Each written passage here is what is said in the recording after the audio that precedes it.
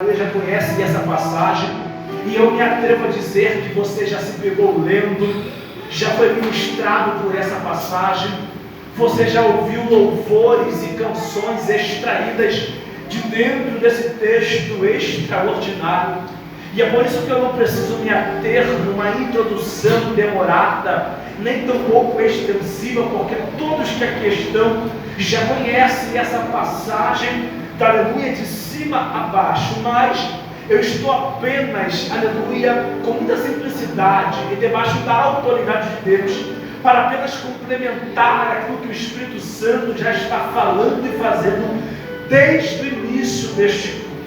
E o que é que esse texto mostra para nós?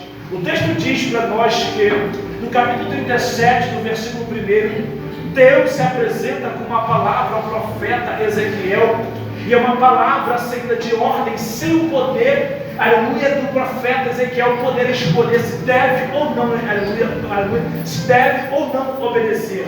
Porque quando ele escreve dizendo, e veio sobre mim a mão do Senhor, e me colocou, e me conduziu a um vale que estava cheio de ossos secos.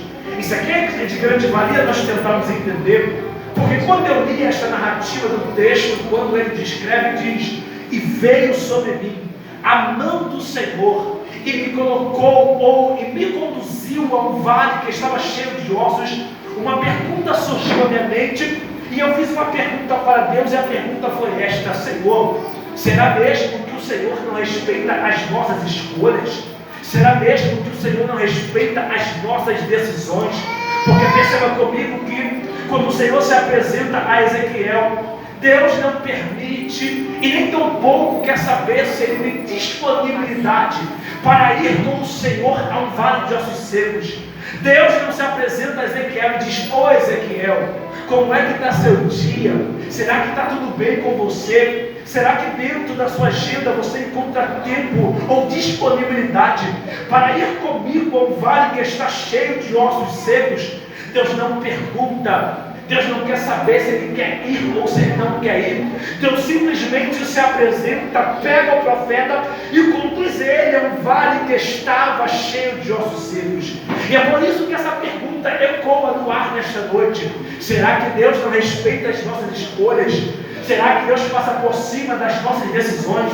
Será mesmo que esse negócio de livre-arbítrio não funciona para crente? É claro que não, porque dentro da Bíblia nós conseguimos entender diversas passagens que nós sim temos o poder de escolha de se nós devemos obedecer ou não obedecer a voz ou o chamado de Deus para conosco. A prova disso, você lembra do profeta Jonas, quando o Senhor se apresenta a ele, diz: vai até a cidade de Nínive e prega contra ela, porque a sua malícia está chegando diante de mim. Quando o profeta ouve essa ordenança de Deus, ele rejeita, ele não obedece, ele vai na contramão da ordem do Senhor, dando a entender que sim, quando Deus se apresenta com uma ordenança a nós temos por um determinado tempo o direito de escolha de se vamos obedecer ou se nós não vamos obedecer. Claro, entendendo que toda ação mediante a palavra de Deus gera uma consequência na nossa vida, seja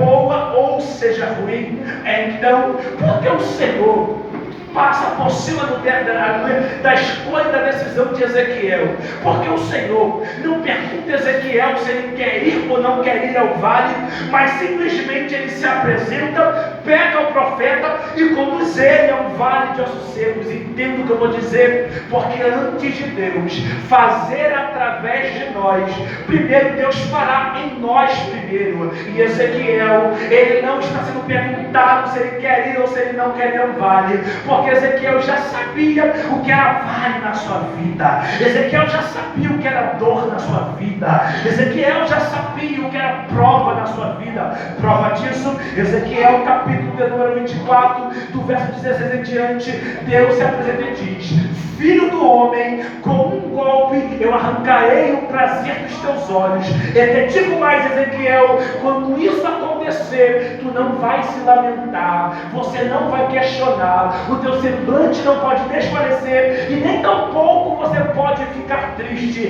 Ezequiel capítulo 24, versículo 18 diz, Ezequiel diz, e profetizando eu pela manhã, à tarde morreu a minha esposa. Isso aqui é difícil da gente tentar entender, porque pela manhã ele está cumprindo a ordem direta do Senhor, mas à tarde o luto abraça alguém da sua família. Só que antes do luto chegar, Deus já havia avisado que quando chegasse, ele não poderia desfalecer, não poderia ficar triste e não poderia abaixar o seu semblante. E então é por isso que Ezequiel está indo para dentro de um vale de ossos secos, sem reclamar, sem questionar, porque antes de Deus fazer através de nós primeiro, Ele sempre vai fazer em nós primeiro. E isso aqui ecoa na nossa mente, porque vendo essa situação, a pergunta que surge nesta noite é: por que crente sofre tanto? Por que crente passa por tantas lutas?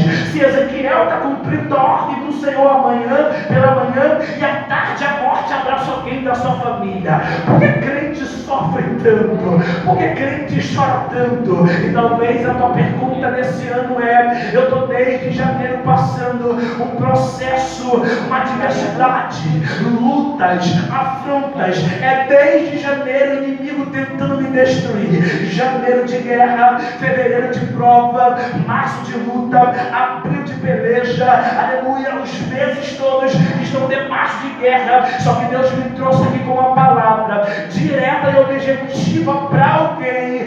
Deus não prova ninguém sem antes ter um propósito e um objetivo para ele cumprir lá na frente. Então, se você está passando por uma dificuldade, por uma prova, por uma crise, entenda, o céu já está te vendo lá na frente com um propósito específico e você vivendo ele. É por isso que algumas portas se fecham, é por isso que algumas coisas dão errado, é por isso que a luta se afronta. E talvez no mês de dezembro, nessa reta de final de ano, a prova se agravou, a crise se estendeu, e parece que as coisas não vão dar certo na tua vida. Só que Deus me trouxe nesse culto para dizer para alguém: tem propósito de Deus nessa pergunta, tem propósito de Deus nessa peleja.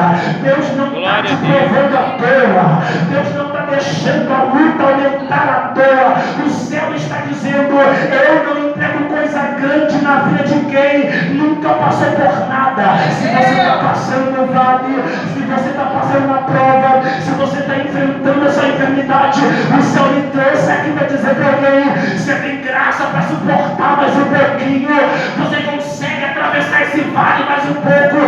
O céu está dizendo para alguém: depois dessa provação, depois dessa guerra, Deus tem algo grandioso